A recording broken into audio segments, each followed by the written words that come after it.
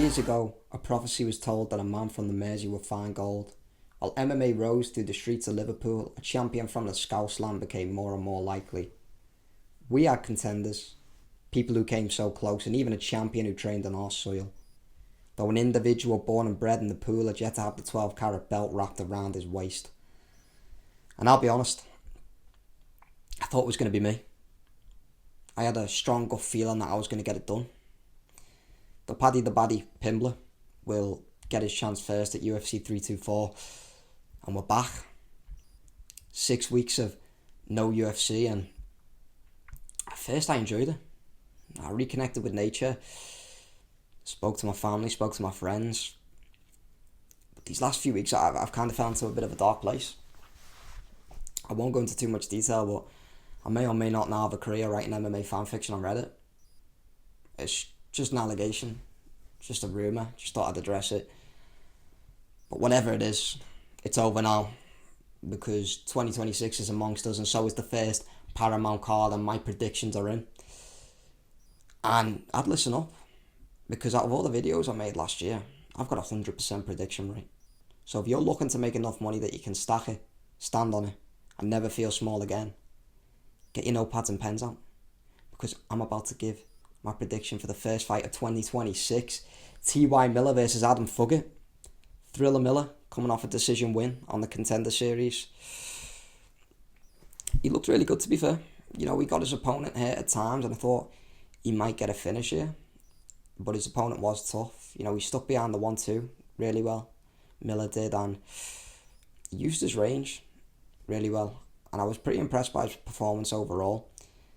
When we look at Adam Fuggett on the other hand, though, he's coming off a KO loss to Islam Dulatov, who was the Versace model by day, UFC fighter by night. He looked a step behind in this fight, to be honest. He didn't really look like he had a path to victory. It was a tough fight for him, but it's just how it goes. You know, a sharp jawline always cuts the cake. And Adam Fuggett didn't get their slice. So, based off that, Fuggett, I'm going to go Thriller Miller by KO. He's got a similar style to Islam Dulatov. You know, he's tall, rangy, uses his reach well, and he's got a bit of pop behind the hands, but I don't think he's as dangerous as Dulatov, so I'm not 100% confident on the finish, but I'm going to go with Thriller Miller by KO. Moving on swiftly, we got Ricky Takois versus Cameron Smotherman, the babyface killer, which was a nickname I originally had coined until I grew out these sideburns, and then I passed it down to Cameron. But smother men is the last thing he wants to do in the octagon. This guy wants to box your head off.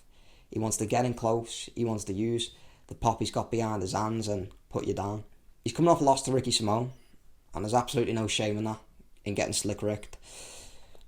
Ricky Simone's the man who was beating Murad before it was even cool to beat Murad Dvalishvili, do you know what I mean? Before you even got a belt for doing it, that's when Ricky Simone was doing it, so no shame at all for Cameron Smotherman. He lost to CD as well, and he beat Jake Hadley in a fight that he was a massive underdog in. So he's got a fair amount of UFC experience against pretty good competition, and even though he's on coming off two losses, he looked alright in both them performances. There was a bit of potential there, do you know what I mean? But Ricky Takois, on the other hand, he's the guy who flipped out on Raul Rosas Jr. when Raul tried to touch his glove. I don't know if anyone remembers that, but I remember that. So I went and did a bit of research into it. Now, apparently this was because Rosas Jr. disrespected the Bushido code.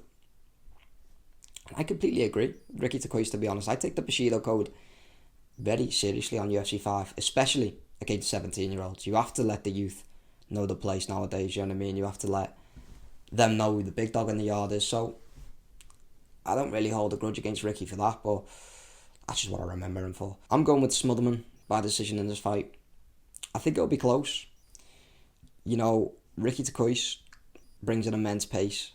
He comes out very fast. He comes out very wild, and Cameron's quite reserved, to be honest. He takes a while to get going, and Ricky mixes in the grappling too, which is how CD and Simone both beat Cameron Smotherman. So I think it's got the potential to be a really good, tough fight for Cameron, though I do believe the longer the fight goes on, he'll find his range with the boxing, and he's got the ability to punish Ricky. So I'm ultimately going to go Cameron Smotherman by decision.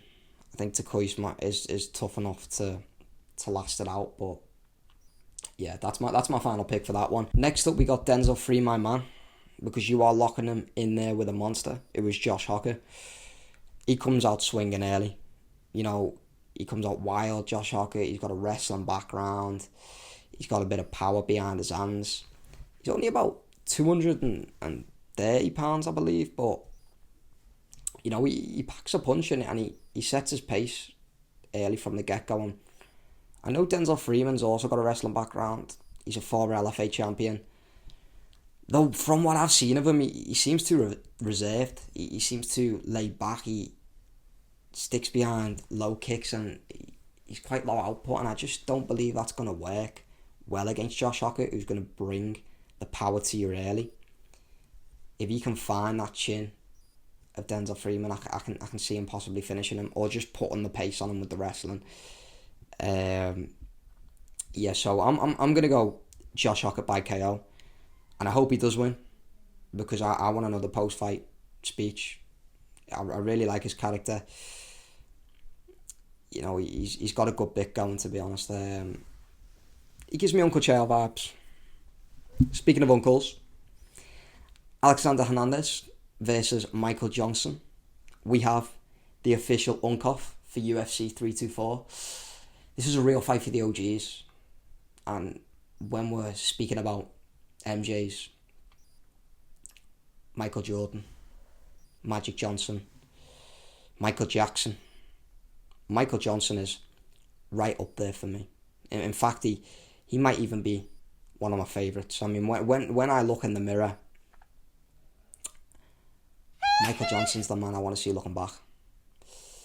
This fight itself, it's going to be bad, and I don't mean in a negative way. It's going to be a thriller. Alexander Hernandez wants to be starting something. Michael Johnson wants to rock with you all night. He's 39, but he won't stop till he gets enough. And yes, this fight is black or white, but I don't see colour. So if you're going to call me racist, just beat it. And to be honest, this fight should be on the main card, but the UFC, they don't really care about us. I'm going with Alexander Hernandez by KO. I don't think Hernandez is a good enough fighter for Michael Johnson to beat. I think Alexander Hernandez is going to keep the streak alive. He's going to make it 5 wins on the bounce, and he's going to make it another KO win. So that's my final pick for that one. And speaking of Johnsons, we got Alex Perez versus Charles Johnson, the prospect killer himself, who now has a win over a UFC champion, and he's finally getting a ranked shot against big boy Alex Perez. And I think this is an easy pick, to be honest. You know, Alex Perez has no momentum. His only win since 2020 is against Mateus Nikolai, and I just think Charles Johnson's going to KO him or dominate him in some fashion anyway, and we'll finally get that long-awaited rematch between him and Joshua Van, or it'll put him one step closer to it anyway. Final prediction, Charles Johnson by KO. And now we've got the first UK fighter of the card, Modestas Bukauskas, and I'll give you a fun little fact about Modestas. He actually trains out of his shed. Now, 99% of people who tell me they train out of their shed, I would completely dismiss their skill. Though Bukauskas is a genuine light heavyweight contender. He is a real prospect in this division. And he's a true shed warrior.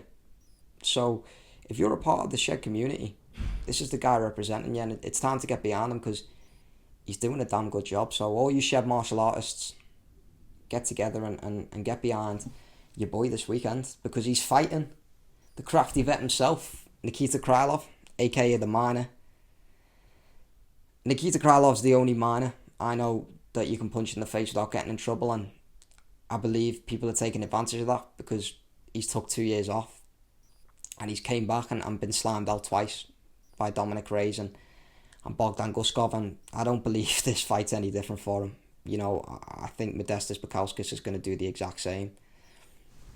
I see it starting off a close fight, you know, kind of a pitter-patter, rangy fight, both of them using the kicks, Though I think Bukauskas is faster, and when he closes the distance, when he lands that shot, he's going to leave Nikita Krylov in the dust. So Modestas Bukauskas by KO is my final decision. Speaking of KOs, we got Atiba Gaethje, the second UK fighter of the night.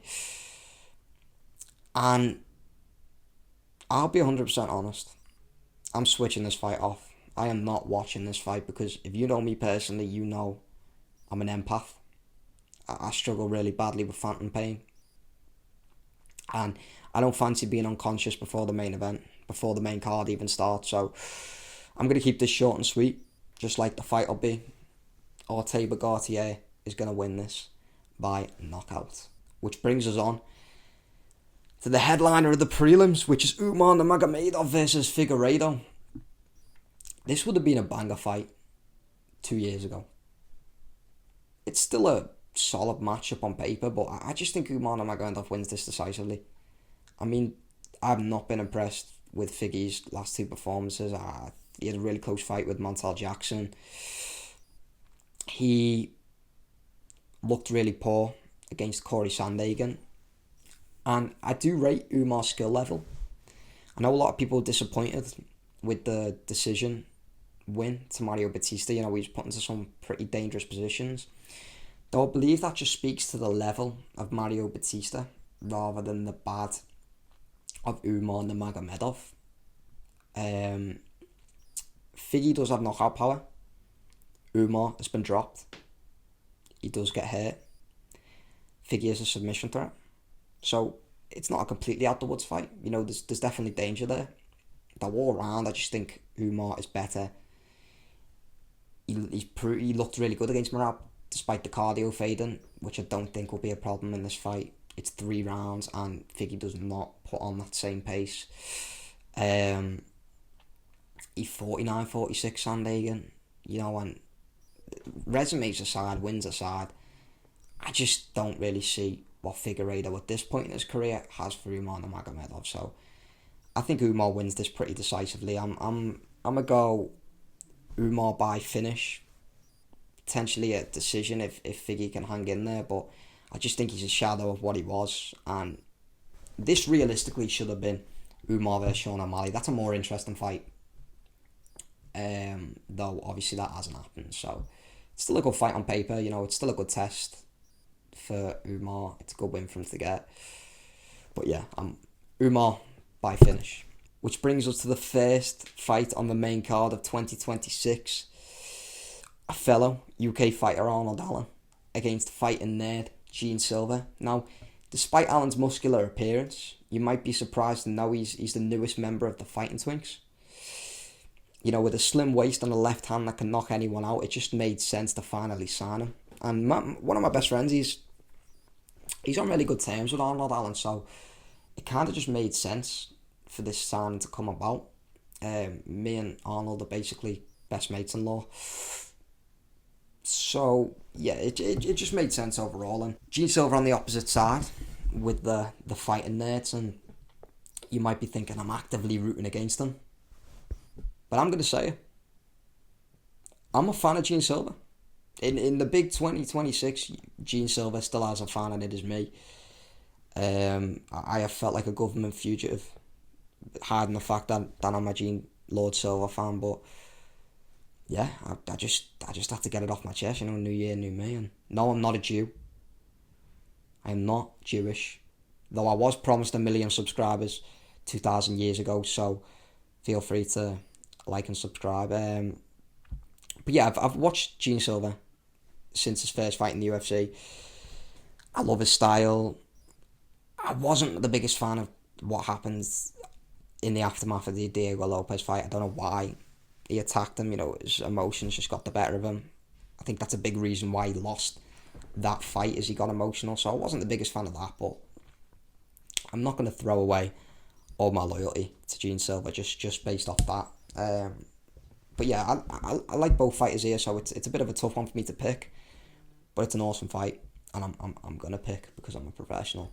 Arnold Allen is one of the most underrated featherweights, in my opinion.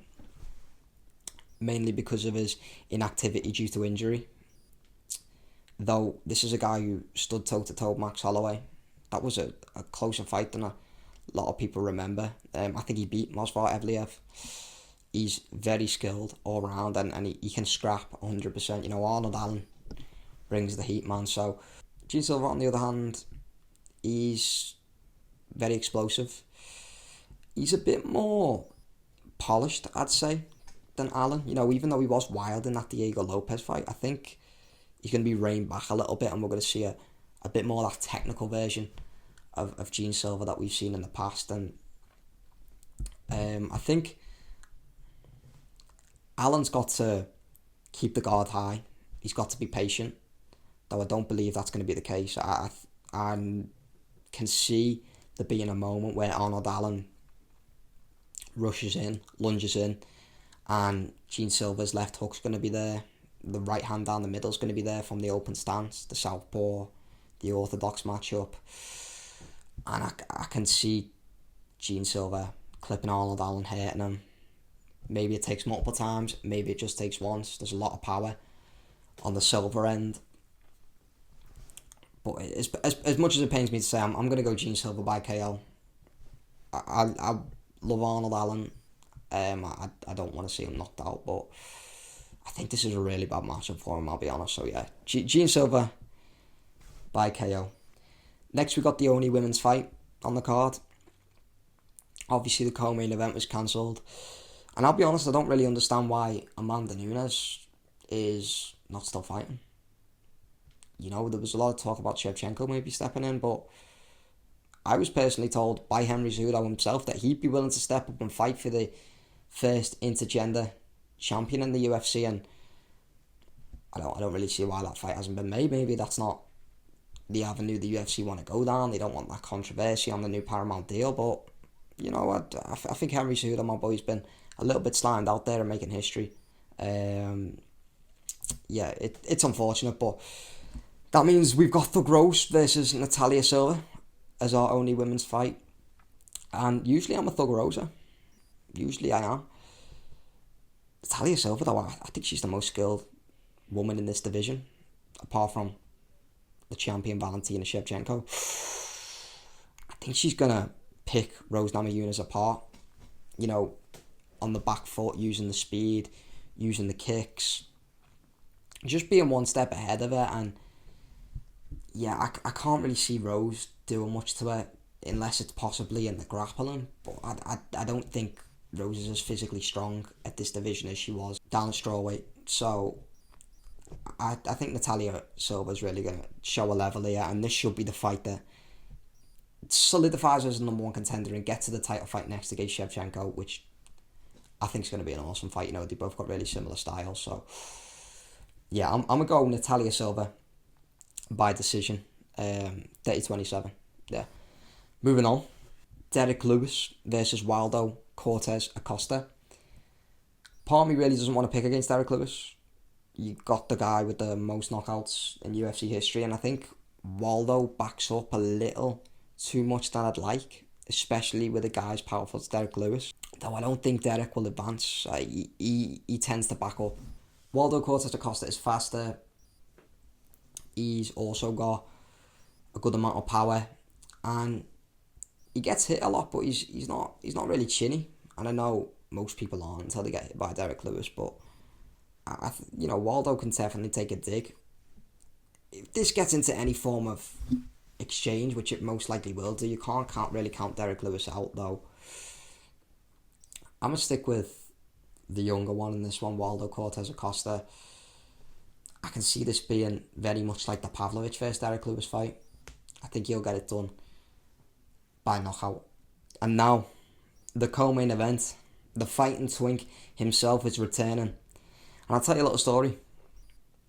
For years, the doctors have been trying to get me to cut back on the sweets, the chocolate, the unhealthy lifestyle that I've possibly been living. They tell me to watch my sugar. Watch the sugar, Ben. Watch the sugar. But the only man who's ever been able to make me watch the sugar is Sean O'Malley, and I think he's going to put on a generational performance this weekend against Song Yadong. Song has struggled in the past when he's had to step up in this level of competition, beaten by Piotr Jan, beaten by Corey Sandhagen, and I think Sean O'Malley is that next step up. He's the champion material. I think the quality of O'Malley's striking and distance control needs to be highlighted, especially when he's not fighting Merab Dvalishvili. When there's not someone putting that pace on you like Merab, putting them takedowns on you like Merab constantly, O'Malley's going to be able to work, and Song might try and take him down. That might be a possibility. He might try and box the hair dye off Sean O'Malley. Though I think Sean will show a level. He'll keep the distance.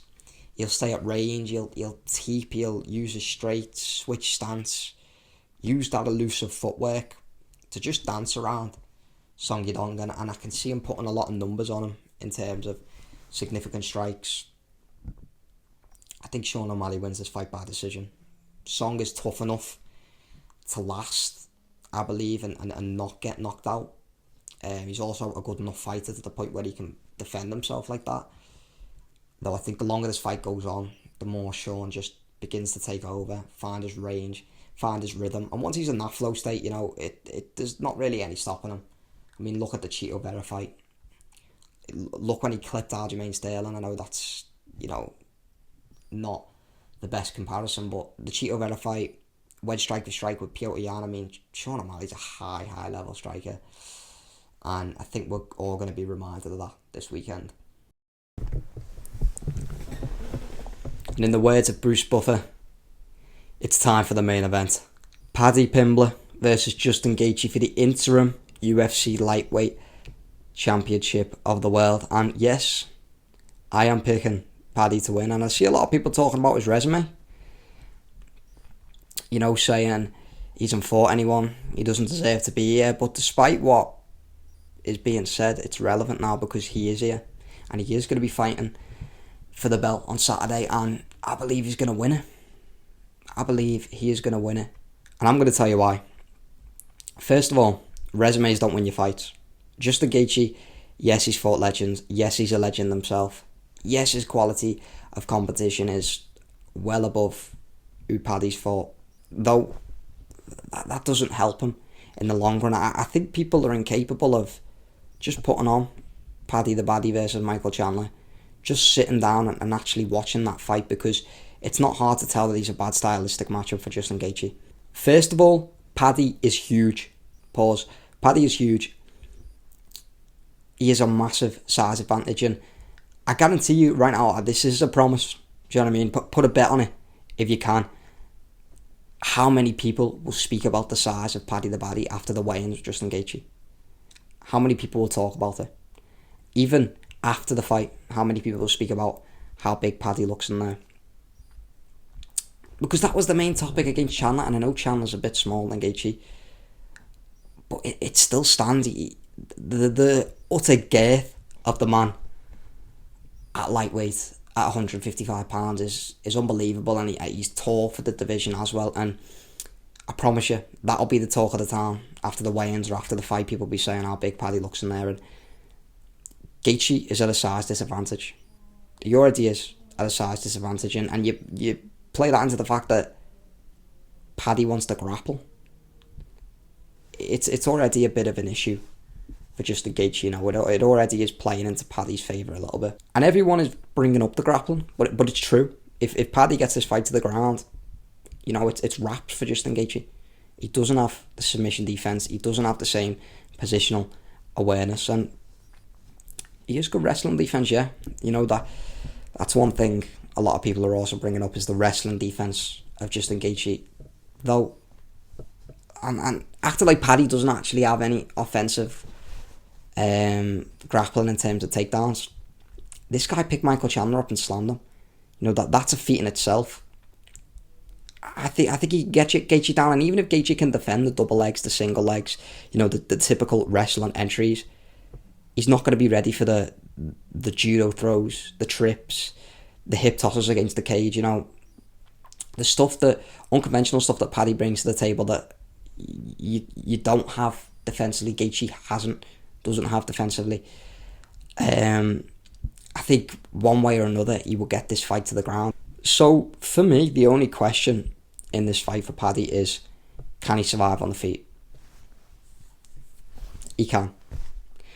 He can not just survive on the feet, but I think he can do more than just that in the striking. You know, he's not going to box with Gaethje. And I know Paddy's boxer defense is slightly off, and that's where he can be vulnerable. But like I just said, he's not going to box with Justin Gaethje. He's going to stay at a distance. He's going to use the kicks. He's going to use the jab.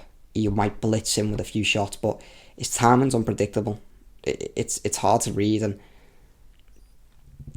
the unconventional style of Paddy in the striking, I think, will confuse Gaethje. And like I said, the size is there on the feet as just as well as it is on the ground. I think Paddy's got some power in his hands too. You know, he can hurt Justin Gaethje. He can definitely crack him. It's not to say I think it's going to be a walk in the park for Paddy in striking. I think he's definitely going to be at a disadvantage there. But don't be surprised if he hurts Gaethje, and then that's how he gets the takedown. Then that's how the ground game comes into play. But yeah.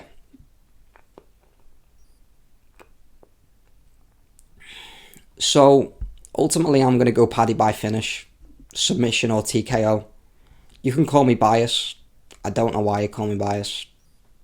But I just think it's a really good stylistic matchup for Paddy, especially out of everyone you could have picked in that kind of lightweight top 5. You know, this is the fight that feels the most winnable for the Paddy. So yeah, I think we're going to get our first Scouts champion, interim or not. The pitch is still going to be out there. There's still going to be a picture with a sorcerer holding the championship title. So the first card of the year is looking solid. I'm confident in my predictions. I'm actually attending the event in Vegas, so if Paddy wins, I'm going to be jumping around in the nosebleeds. If Paddy loses, I'm going to be jumping from the nosebleeds. So just be prepared for that. And if you see me in Vegas, feel free to come up and say hi. Do not be shy. I do not bite. But please refrain from picking me up and throwing me around like I'm a toy or a baby, because I'm not. I don't like being treated like one. But yeah, that's all for me. I hope you all have a good weekend, and I hope you all